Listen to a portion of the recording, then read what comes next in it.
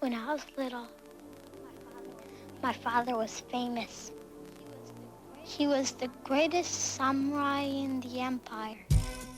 Hey everybody, my name is Jerry Williams, aka Greater Sapien. Thank you for stopping by and sharing your time with me.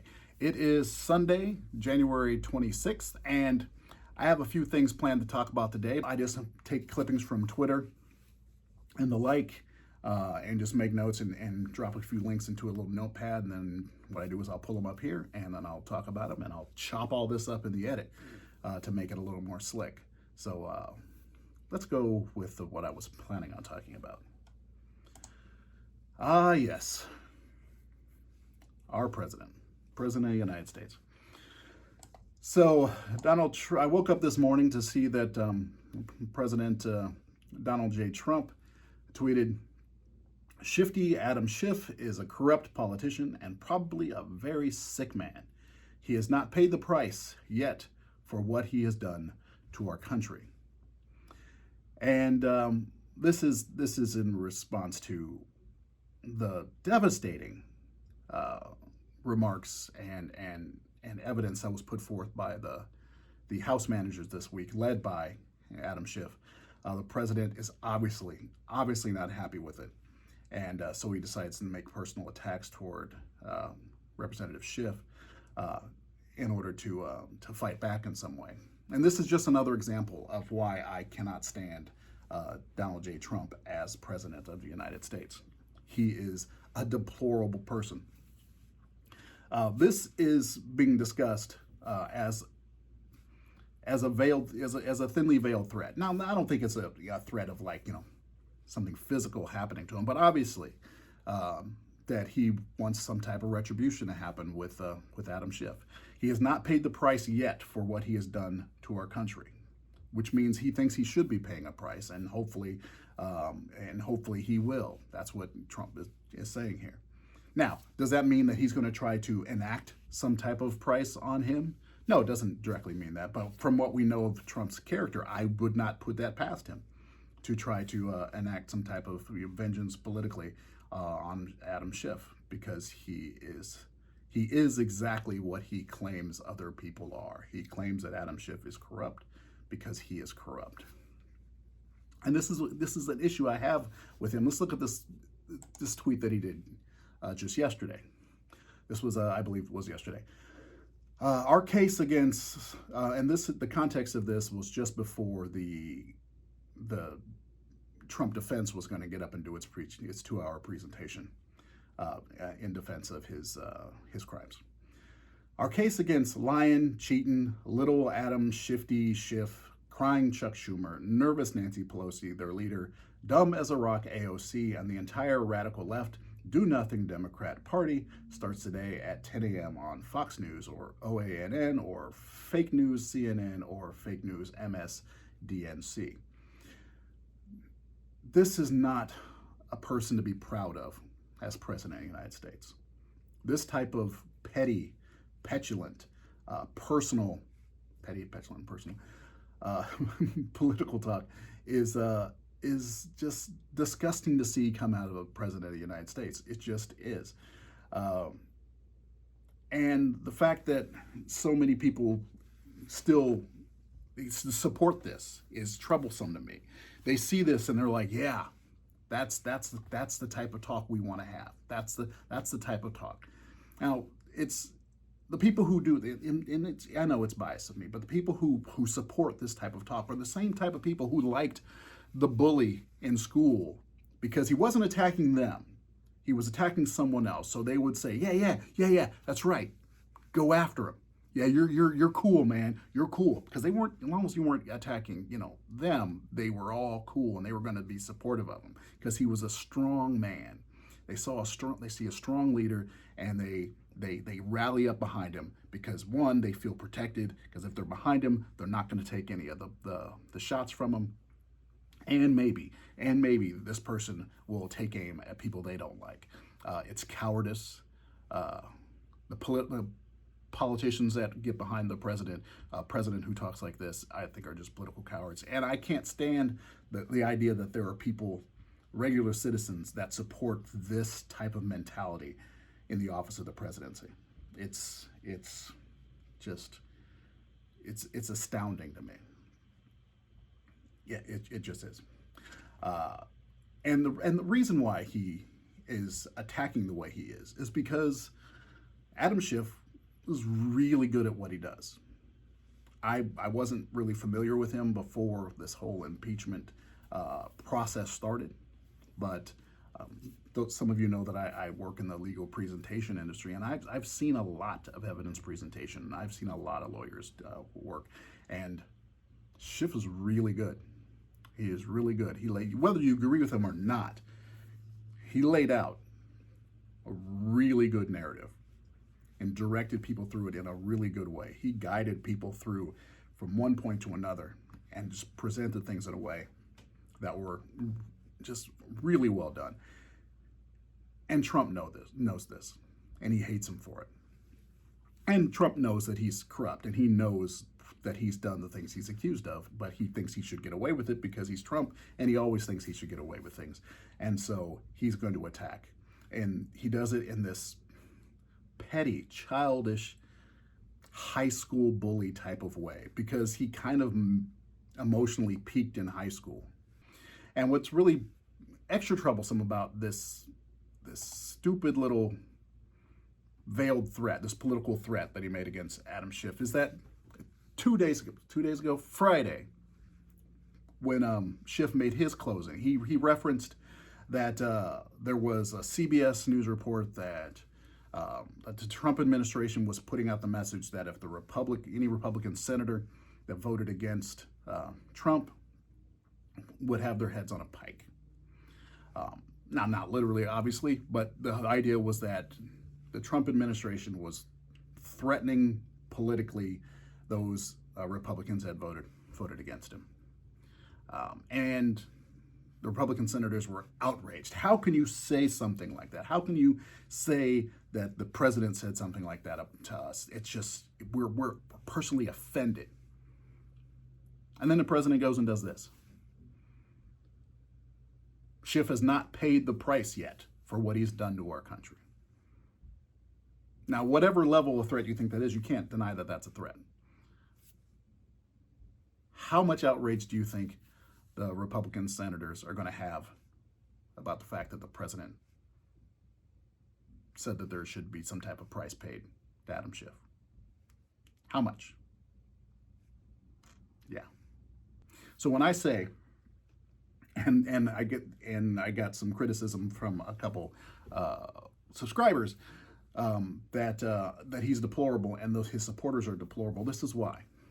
Now this I can't remember who the commenter was, but they said I had Trump derangement syndrome, and that I not only do I hate Trump, that I openly admit hating anyone who voted for him. Now, the thing is, I've never said that I hate anyone who voted for Trump. It's not even true. Voting for Trump is one thing. I'm talking about people now who support him, not people who might even vote for him because they hate Bernie. Because they hate Biden. I'm not talking about people who just vote for somebody. I'm talking about people who support this president. People who support this type of language, attitude, obvious narcissistic action. People who support that, I find to be deplorable. I'm not saying if you voted for him, you're a deplorable person. But I'm saying if you can look at this, if you can see the way Trump acts on a daily basis, and you can still say, yeah, that's my guy, you're deplorable. You just are. Oh, this one's interesting. So a father, this is something that people who don't like Elizabeth Warren have been putting around. It's a father confronts Senator Warren about excusing student loans. Let's take a look at this. Now, let me set this up because it might be a little hard to hear. The father says, my daughter's in school. I've saved all my money just to pay the loans back. Can I have my money back? And she's going to say, of course not. Then he gets upset and saying, you want to help those who don't save any money, but the ones who do the right thing get screwed. It's kind of hard to hear, so that's what is said, and then you'll see it in context. Here we go. My daughter's been in her school and saved all my money. She doesn't have any student. And I'm going to get my money back. So you're going to pay for people who didn't save any money. And those of us who did the right thing get screwed. Of course we did. My buddy had fun, bought a car, went on vacation. I saved my money. He made more than I did. But I worked a double shift, worked extra. My daughter worked, she was 10. So you're right. Yeah, that's exactly what you're doing. We did the right thing and we get screwed. Okay, so I like this exchange.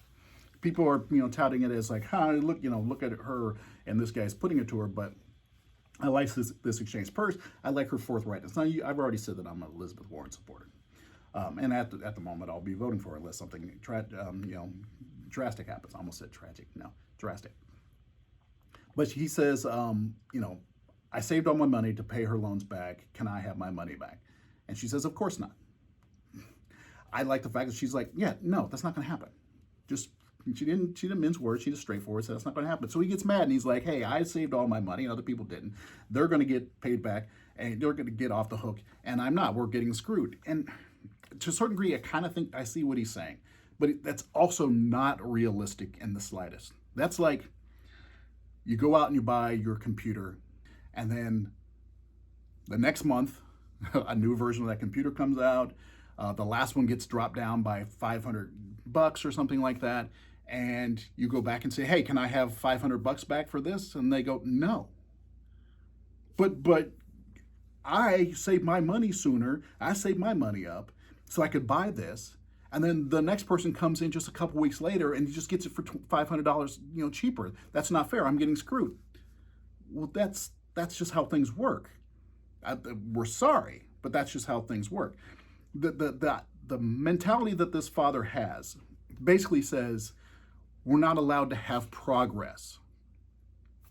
Whatever I had to do, everyone else should have to do. So we can't change systems. It doesn't matter how badly the system is broken. We're not going to change it because it would be unfair for the people who had to go through the system before. That makes no sense. Oh, I'm sorry. Yeah, we do have new medicines that could maybe work on this a little bit better, but and don't have the health risks. But we're going to make you keep on this risky this risky medicine because everyone else had to go through the same side effects that you were going to. So we're not going to. It wouldn't be fair to them if you didn't have to go through those side effects. So we're going to make sure you stay on the same medicine as them. No, that's just not how things work. It's not fair. It's not. But that's just how things work. Yes. If your daughter's in school right now, so apparently you're not paying back the student loans. But if say Warren or Sanders gets in, and next year they somehow come up with something that will excuse student loans, and you've paid back some of the student loans, well, guess what? The rest of them will get excused. I'm not even saying I'm all for this, but the stuff you've already paid, that's just the way it goes. That's just how life works.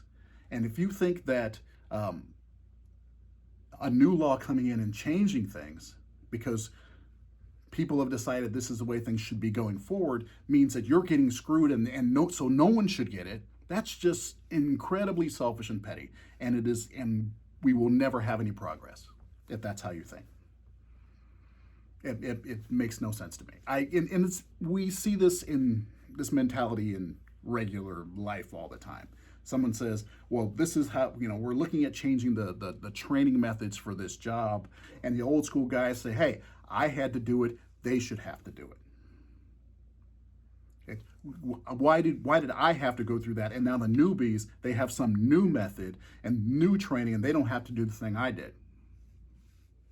Fuck, man. Come on. Progress happens. So that kind of mentality just kind of ticks me off. This person asks, why do I support Warren over Sanders? Both are good. He says, I can't tell if I prefer Sanders due to following him longer, if he speaks a point better, or something else. And it makes, it's a perfectly decent question. Because Warren and Sanders' views are fairly similar. And why do I support her more than Sanders? mainly because I think she appears to me to have thought things through more than him. Let's say the goal is, let's say we have a goal of we're going to go to the bank, and one person says, "Hey, we should go to the bank today," and I'm like, right, it's a good idea. We should go to the bank. And the other person says, "Yeah, we should go to the bank," and I'm like, "Yeah, let's do that. I agree with you guys." And one says, I say, "How are we going to get there?" And one says, "Oh, we're just going to head out. We're going to go to the bank. We're going to get it done. We're just going to go to the bank. Let's just do this. Go to the bank." And I asked the other person, "Hey, how are we going to do this?" He said, "Well, given the time of day, we should probably not try to get on the freeway over here at the 24 exchange. Maybe we should head down MacArthur and get on over at near Highland. We should get over there, because then we'll bypass all the traffic, and then we can cut up Seminary and get over there." Now, they both have the same basic idea, but one person's thought about it a little bit more. And I think that's important, because when it comes to actually convincing people and building a coalition, which no matter who gets in there, they're going to have to figure out a way of doing, you have to be able to explain to people why and how. And Bernie is a big bullet point type of guy. We should do this, and we should do this, and we should do this. I'm like, "Hey, that's great. How are we going to do it? We're going to get it done.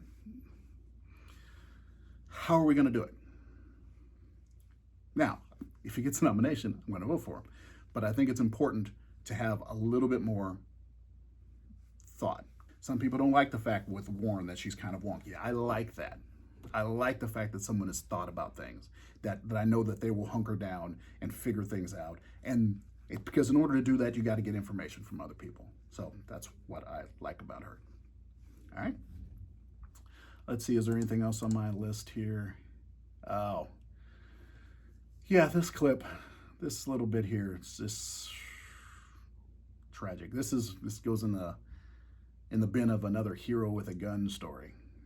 This 4-year-old Indiana boy died after he was accidentally shot with his father's gun while the two were play wrestling. What the fuck? Come on, people.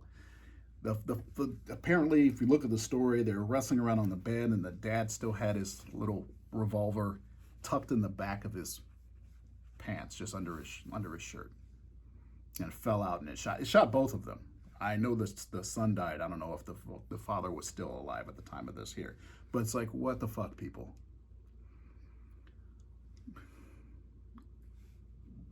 That makes no sense. Let's not even get into the whole whether or not you should have a gun thing. That's just fucking irresponsible. And if you survive this, you should not be allowed to have a weapon.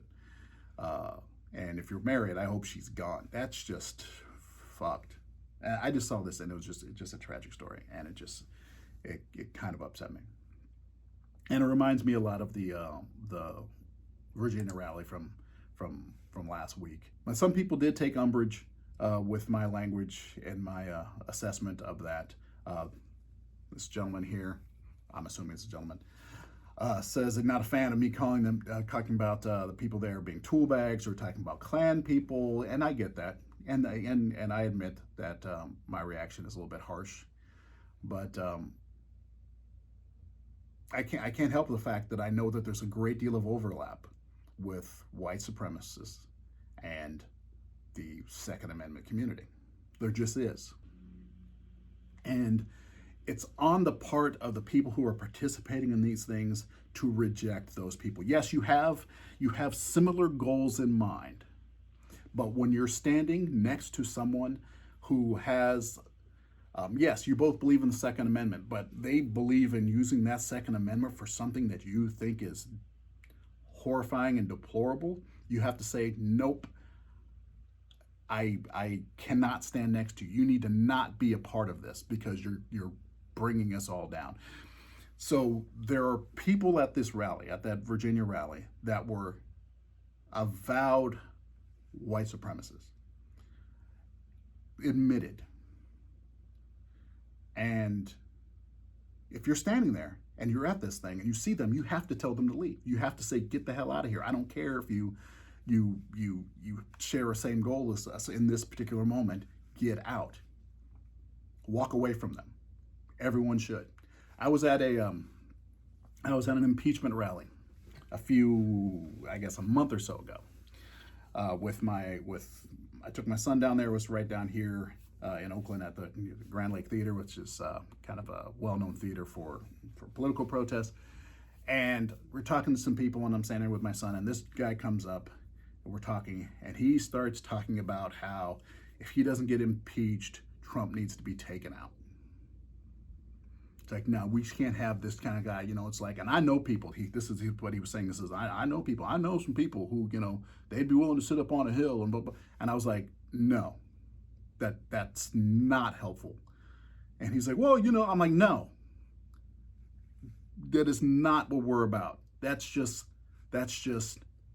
nonsense.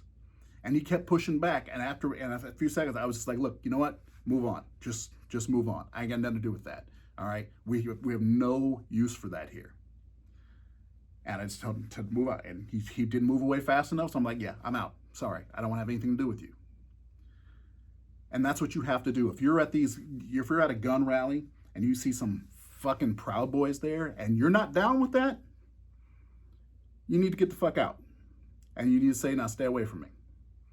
Because if you don't, you're saying, you know what, I may not agree with you much, but I'm willing to use you. I'm willing to pair up with you to get this goal. You're willing to excuse that. And if you're willing to excuse that, fuck you. I'm sorry, if you're just there for the Second Amendment, but you're willing to excuse white supremacists, fuck you. You're not worth my time. You're not worth my respect. You're just not. All right, folks, that's it for me in politics. I went on for a long time. I'm still going to be recording some more video, but I'm going to change topics and go over to some flat earth topics and things like that. If you want to see more of what I recorded in this session, you can go over to my other YouTube channel, Greater Sapien. I will continue to discuss about flat earth topics and some of the conspiracy stuff I've seen. It won't be a very long video, but I want to keep this one short so you can not be, too bored. So look for it over there. There'll be a link to it probably like right here. No, maybe right over here. Something like that. All right. I'll talk to you guys soon. Take care. That's my job. That's what I do. I don't lose. I win. I win. Is there no one on this planet to even challenge me? Maybe you came by to congratulate me on last night's victory.